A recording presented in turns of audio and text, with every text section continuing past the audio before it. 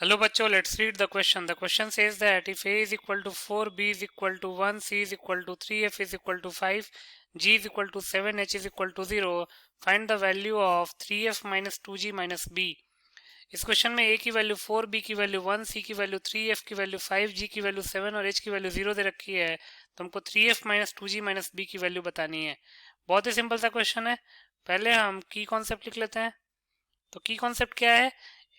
3f minus 2g minus b की value निकालनी है। तो f की वैल्यू पुट कर दीजिए, g की वैल्यू पुट कर दीजिए, b की वैल्यू पुट कर दीजिए, सिंप्लीफाई कीजिए, आंसर आ जाएगा।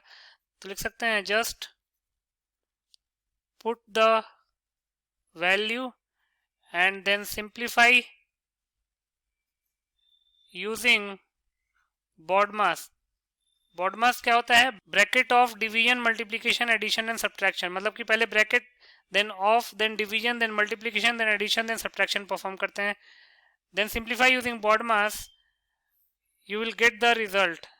You will get the result. पहले वैल्यू पुट करिए, सिंप्लीफाई करिए यूजिंग बॉड मास, तो आपको रिजल्ट मिल जाएगा। तो पहले जो गिवन इंफॉर्मेशन है उसको लिख लेते हैं। Given that a is equal to 4, b is equal to 1, c is equal to 3, f is equal to 5, g is equal to 7 and h is equal to 0। तो 3f minus 2g minus b की value निकालनी है। 3 into F की value है 5, minus 2 into जी की value है 7, minus B की value है 1।